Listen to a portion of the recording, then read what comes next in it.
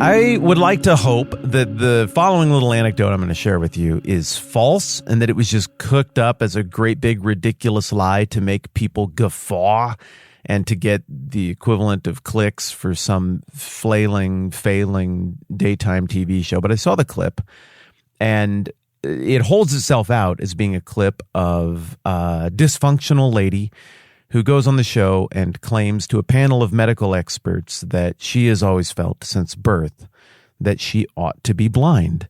And so then one day she took matters into her own hands and blinded herself with Drano. Do I think this actually happened? I'd really like to believe that it did not. I'd really like to believe that this is just the kind of dishonesty that people are willing to engage in to get ratings or make things work. Surely, please.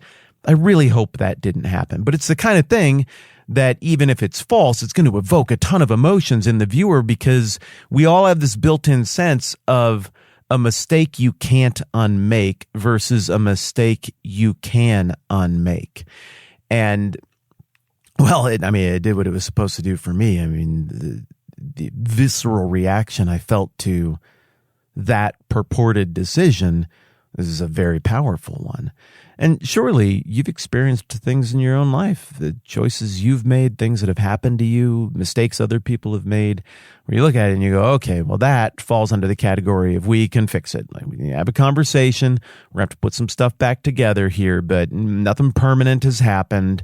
We're good to go. But surely you've also experienced things like the purported situation on this nonsensical TV show where your brain immediately says, okay, mental math, dang, we can't fix that. We can't go back. We can't unmake that kind of a mistake. It's entrenched. It's cemented.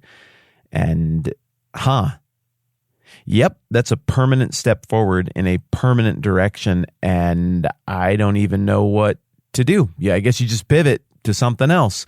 And likewise, when Ezra here in chapter 8 of the book that bears his name shows up back in Jerusalem, and then as we get into chapter 9, when he gets there and gets the update on what's going on with the community, with the former exiles, the Jews who've gone back to rebuild the temple and rebuild the people, he gets an awful update right out of the gate. He realizes that the metaphorical city of these metaphorical people is metaphorically overgrown with weeds because they're adopting all of the old pagan Canaanite practices that they were never supposed to adopt and be set apart from, going all the way back to the earliest times in the Old Testament. All the stuff that ate the Jewish people's lunch back in the day, they're immediately doing again. And Ezra is horrified to realize that it's not just the normal common folk who are doing it. The priests and the Levites are even integrating these detestable practices, these awful practices of their neighbors into their own behavior and public culture and public life.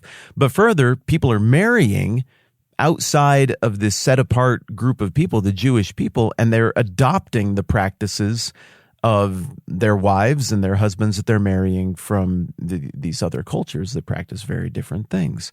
And Ezra looks at that and immediately, one, recognizes that this is exactly how they got in trouble before. This is how they lost everything. But two, he looks at it and quickly has the same reaction the viewer does to a story about somebody blinding themselves with bleach. Even if the story's fake, your brain goes, oh, wow, well, there's no unblinding yourself with unbleach or undrano or whatever it was. Ezra has that reaction, and it turns his stomach, and it makes him want to pull his hair out, so much that then he pulls his hair out because he knows he's smart enough. He's a big picture guy. He's a big picture view of history dude. He thinks in movements of history, enough to put his money where his mouth is. I mean, like $250 million worth of his money where his mouth is. He thinks in these categories, and he goes, no. This is the kind of mistake you can't unmake. This is Drano on your eyeballs. There's no going back from this.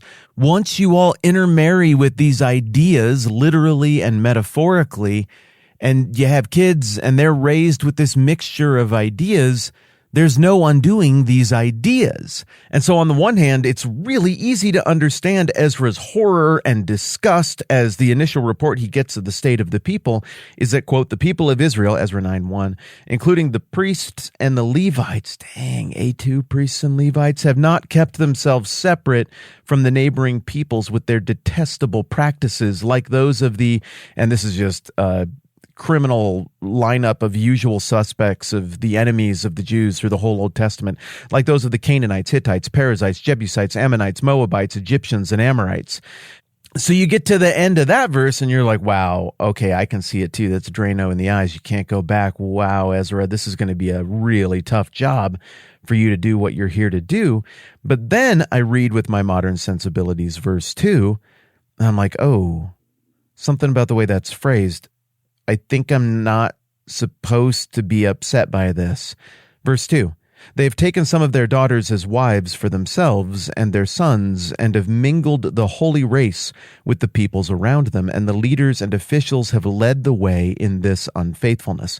And then Ezra, in response to those two realities, tears his tunic and his cloak, pulls his hair from his head and his beard. So I think this is kind of a wild emotional roller coaster for the modern Western reader to go through as we read this, because we live in a cosmopolitan society that probably should be a cosmopolitan society, right? Like that's the whole idea, is that we don't live in Old Testament times. Modern society, a lot of people right now are trying to strip it of all of its Judeo-Christian underpinnings, but I don't think it really works without them. Western assumptions kind of require the Judeo-Christian underpinnings, but all of Western civilization, this post-slavery, cosmopolitan, individual liberties, civil liberties, everybody created equal world that visionaries from the last several hundred years have tried to build, that I happen to really like. All of this really flows out of the idea of a new family of faith founded by Jesus, where his brothers and sisters, and mother, and everybody who's a part of this family, they're all a part of that family because they do the will of his Father. And so that is the unifying thing, not ethnicity. That underlying idea is what changed the entire world post Jesus of Nazareth life on this earth, because now all of a sudden there was an intellectual, theological mechanism by which we could be truly one family instead of you look different, we're of different tribes, we worship a different God. This doesn't work. And in that regard, Christianity is, even for the person who doesn't think there's a God, it's the greatest innovation. It is the greatest changer of culture and global culture in the history of ever, because it transcended wildly. It blew the doors off the idea of ethnic, regional, local deities and religions that would prop up small warring factions. And I have no trouble giving the Persians even a little bit of that credit even before Jesus comes along, and the language of this new family of faith that transcends individual ethnic families comes to the forefront. I mean, the Bible has no problem with that. It absolutely credits the behavior of these kings in this regard during the Achaemenid Persian Empire to the prompting of God, who moves the hearts of kings like a watercourse. But we're not talking about that era yet. That hasn't taken hold. The old Jesus cross resurrection thing hasn't happened yet. The deal that we are under here in the Old Testament is a deal where God has said, you are going to be a holy people, uniquely set apart. And that specifically, I think the verse I'm referencing is Exodus 19. Why do I not write these things down? Hang on, just bear with me. If I don't know where it is, I don't know where it is. You need to know that I didn't know where it is. I was really sure this was Exodus 19. It is Exodus 19. There it is. End of verse 5. Although the whole earth is mine, verse 6, you will be for me a kingdom of priests and a holy nation. These are the words you are to speak to the Israelites. And then Moses is instructed to go down and relay what the deal's going to be between God and the Jewish people, the Hebrews, the Israelites, who have just left slavery in Egypt and are on their way to their adventures in the desert and their eventual conquest and establishment in the Holy Land. So what we're going to break down with more specificity tomorrow is this deal between God and the people that Ezra believes the returning exiles are in breach of.